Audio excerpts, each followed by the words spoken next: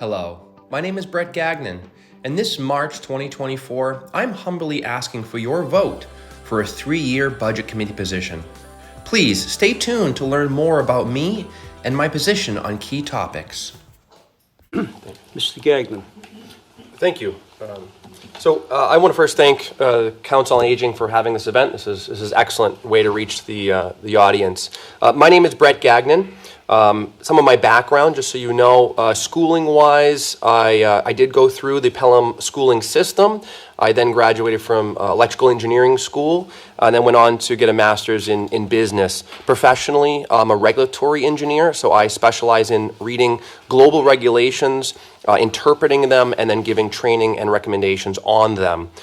Some of my passions, I've always been involved in town happenings.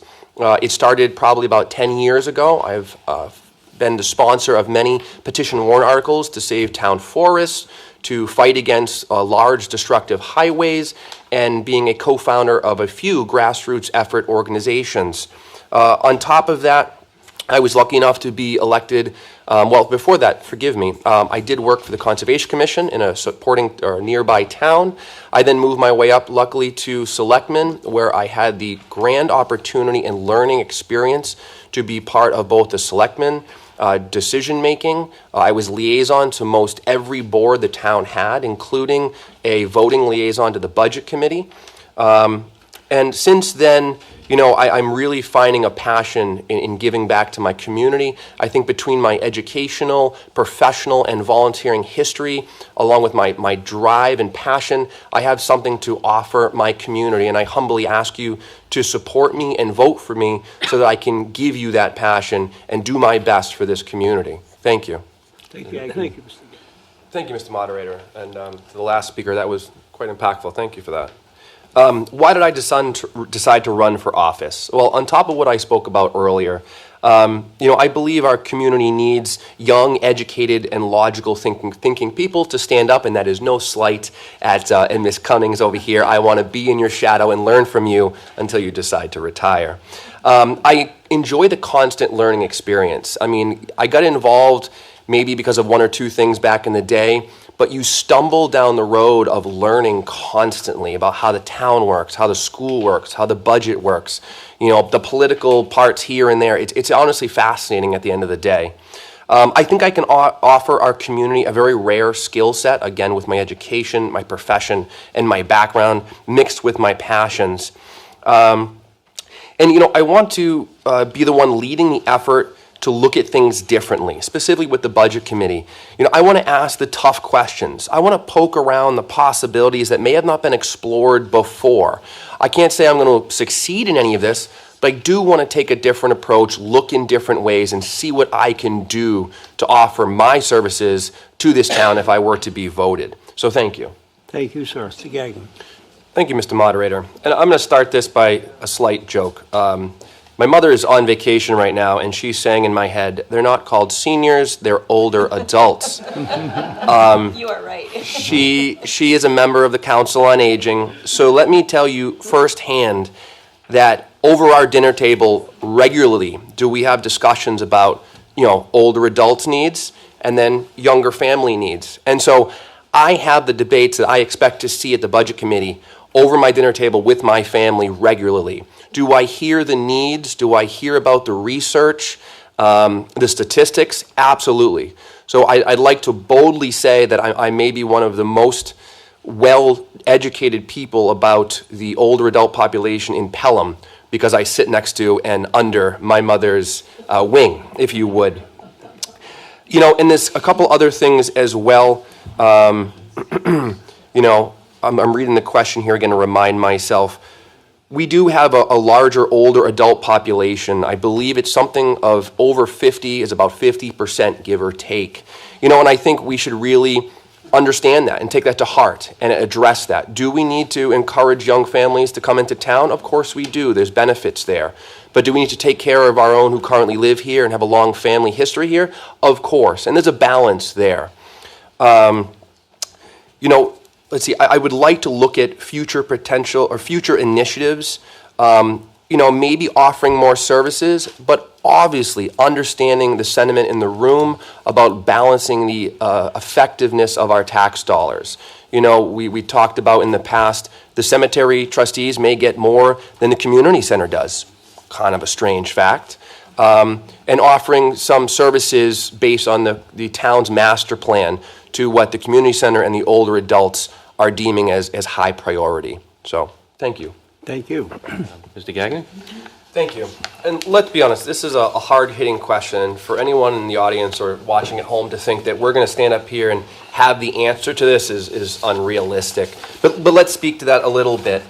You know, I sympathize with fixed income, and I look to the audience and I look to the camera for people at home as well. You know, it's tough. But the fact of the matter is we have inflation. You know, costs of living have gone up, both for you as individuals and for the town as a department, as an entity, and same with the school. Some of the contracts we have for our employees are contracted in for multiple years with set increases. So we really can't change that. So what does that boil down to? If I had to answer this question as simply as possible, the choice the community is left with is either level funding or losing. Level funding means losing services. Sorry for that stumble. So if we were to keep level funding, we would have to lose some type of services, from my point of view, at least for right now. Would I try to avoid that? Of course. But to me, that seems inevitable. So either we have to somehow absorb inflation the way it is, because it's just the unfortunate part of our economy right now, or if we want to level fund, we have to decide what we're willing to lose more of. Hopefully that isn't community center services to all of the individuals here tonight and watching.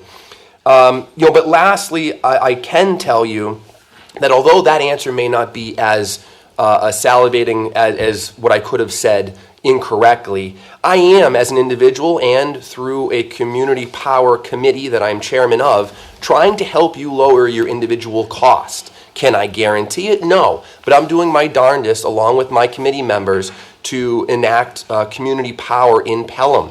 We have a committee, warrant Article 9. If you vote yes, I'd appreciate it. And that's going to help us to search for better prices for all residents in town. So although we may have a tough time adjusting budgets in town, I will work any which way I can in the committee or outside the committees to find better pricing for all of us to help ease some of our pains. Thank you. Thanks. Correct. Thank you. So first and foremost, although maybe small, I think it's quite important that as an individual and as a member of a group, I want to foster respectful and logical debates where everyone gets to speak calmly and we all walk away from our duties in good spirits. Although most people in this audience and listening at home who may have not taken part in these committees think that should be normal, it unfortunately isn't always. So I think that needs to be said out loud. Secondly, and more to the point, I want to ask questions and look at certain sections of the budgets that others may shy away from. I want to make sure that all departments are, if need be, sharing in the cuts equally. And I don't mean equally as financially equally, like the budget, the community center gets cut $10,000 and so is the police station, but percentage-wise. If there has to be cuts, each department should feel it in a similar fashion. And then lastly, if there is time or money to prioritize, I think it vital to prioritize topics that are highlighted in our master plan. Through my past experience as a selectman in neighboring towns, it's sometimes unfortunate that we spend so much time and money to create such a phenomenal document through professionals that give guidance and step-by-step instructions about where the town should go and how, and it get ignored. So if I have any control over that in my position, I would like to help the budget committee with cost savings, but to really focus on what does the master plan say, because that's what the people want, and let's follow that for our future. Thank you.